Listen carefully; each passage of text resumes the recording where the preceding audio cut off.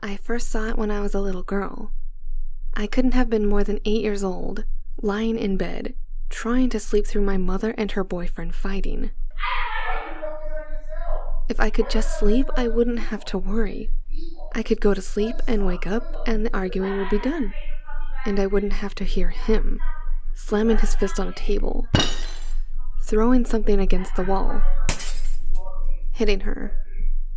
And if I was asleep, he wouldn't come after me either. It had been a particularly bad night already. He had skipped the fist slams, the throwing of objects, and had moved straight into hitting her. That means he'd be here before too long, before I could fall asleep. The fear inside me welled up. Tears were beginning to appear at the corner of my eyes as I watched the door in horror, waiting for him to come in and drag me out of bed. I lay on my back, eyes to the ceiling, trying to figure out the best way to fall asleep right now. That's when I saw it. It was out of the corner of my eye, but what appeared as a person slowly crawled out from under my bed. It wasn't a person exactly, but rather the shadow of a person. There were no eyes, no mouth, just a form, a little lighter shade of black than the darkness of my room. It was enormous though, as if the person the shadow belonged to had been some kind of giant. I wanted to scream, but found no sound as I stared in sheer terror at the shadow man. A whimper suddenly escaped as my mother's boyfriend began to stomp down the hallway, my mother shrieking after him to leave me be. The shadow man began to drift slowly down the length of my bed towards the door. It made no sound, and made no other movement. The stomping stopped as my mother's boyfriend turned on her again. She had sacrificed herself to save me the pain. As the stomping went back towards the living room, the figure slowly made its way back to the head of my bed. It didn't even seem to realize I was there, or it was ignoring me. I gripped my bedsheets tightly as I stared at it, afraid it would turn at me at any time. Instead, it suddenly disappeared in a manner suggesting it had been sucked under the bed by something. The movement made me shriek and bury myself under my covers, eyes shut tight. I awaited it, anything. But nothing came for me. Still, I waited under the covers until finally, I drifted off to sleep. The next morning, I awoke to my mom coming into the room to wake me up. When I didn't move from my bed, a look of concern crossed her face, and she began to cross the room to me. I shrieked and told her about the monster under my bed. She gave pause as she processed my words, and began to laugh. She said I was too old to be scared of monsters under the bed, and crossed the rest of the distance. Bending down, she then checked under my bed for me. But, of course, there was nothing there.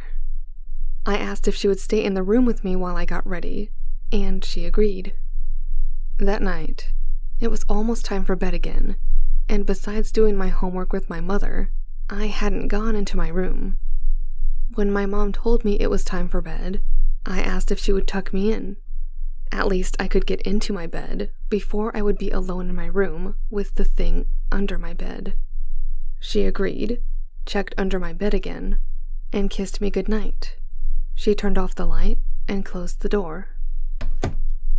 The second it clicked shut, I didn't hesitate to draw my covers over my head and close my eyes as tight as possible. Nothing ever seemed to happen after that, though. If I had my covers up, I could still sense the shadow man when he crawled out, but nothing ever happened from there.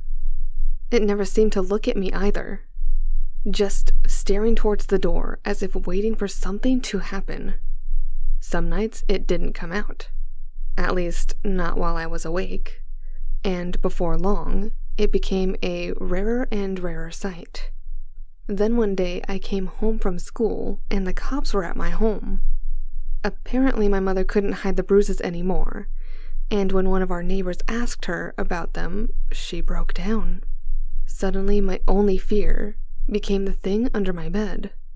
My mother and I were happy again, and no longer living in fear, and after that, I never saw the shadow man again. Until only recently, that was. I just turned 21 and have been attending college.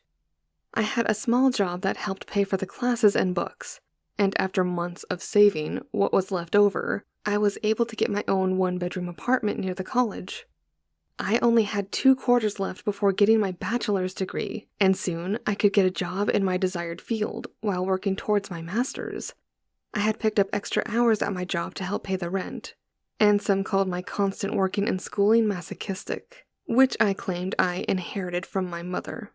That included her taste in men, I suppose. Now, to be fair, my current boyfriend is not physically abusive. We argue, and he tends to be a very angry person, but he's never raised a hand to me, even at his angriest. We also don't live together, which helps, and we don't fight every time we do see each other. The last few times he had been over, though, he had been more belligerent, and the experience had left me feeling uneasy. The last time was by far the worst, as I asked for my spare key back, claiming I had lost mine and needed to talk to my landlord about getting a new spare.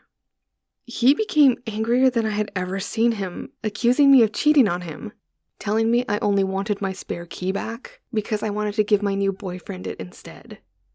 I couldn't get him to calm down, no matter how much I directed the conversation elsewhere. It always came back to that, as if he wanted to be mad, no matter what I said to try and calm him. I finally kicked him out, but only when he raised his hand, as if he was about to slap me. I think it was the sudden fear in my eyes that gave him pause. And as he left, I told him, it was over. Bring my things and my spare key over tomorrow, and after that, I don't ever want to see him again. He tried to protest, but I slammed the door in his face and locked it. Tears streamed down my face as I walked back to my bedroom, as I could hear him slamming his fist into the door, yelling for me to open it. He was getting angrier and angrier. And then there was silence. By this time, I was wrapped up under my covers, thinking about things I hadn't thought about in a while. About my mom's abusive boyfriend, and reliving those memories. I knew what I had just done was the right thing.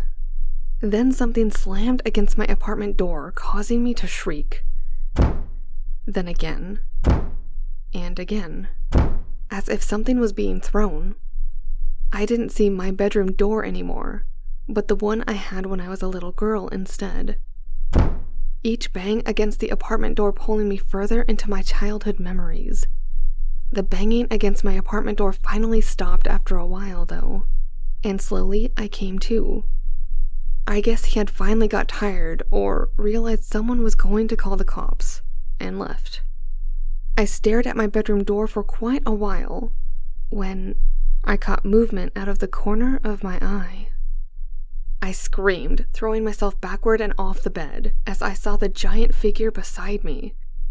The shadow man stood beside my bed as it had done when I was just a little girl. It was still as massive as ever. Still just the silhouette of a giant man. No eyes, no face. Just a form. It didn't turn to me. It didn't even look at me. It just suddenly swooped under my bed and faded away to nothing.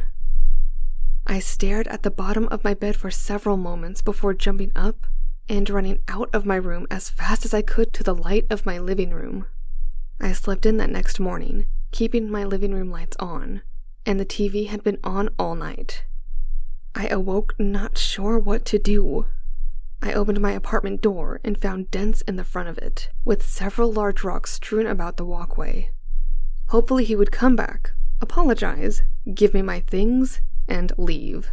Then that would be that. I cleaned up the rocks, changed my clothes feeling very uncomfortable in my own room, and went about my day. I didn't see my ex that day, or that night, but with the events of the previous night, I decided to sleep on the couch again. The next 2 days, there was no word from my now ex, and I had taken to sleeping in my room again, albeit nervously. There were no more appearances of the shadow man either. The 4th day without seeing him, and I decided I should at least text him. I asked him to bring me my things and my key tomorrow, but got no response. I called my landlord and told him what was happening, and we decided the best course of action was to change my locks. That night, I slept in my bed comfortably. Tomorrow, I wouldn't have to worry about him coming to my apartment with my spare key and doing something stupid. The things I left at his place were easily replaceable, so when the locks got changed, I could text him and tell him to have a nice life. I went to bed early, with the sun still shining just over the horizon, and had a nice dream about the future in the field I was going to pursue. Until a little after 2 a.m., when I heard the tumbler of my front door clunk loudly as someone unlocked the door. If that hadn't woken me up, the slamming of the door followed by the shouting of my ex-boyfriend would have. His speech was slurred, but he was angry. And from the sounds of things breaking in my living room, he wasn't here to make up. 2 things happened next. I suddenly felt like the little girl I used to be. Though I could probably hold him off and get away, I was still terrified about the punishment I was almost positive he had come to deliver. I was going to be dragged out of bed and beaten. The second thing was the hand coming from under my bed, which led to the giant figure slowly crawling out and standing up. I didn't know what was more terrifying right now, but as the crashes and bangings became louder and closer, I didn't care.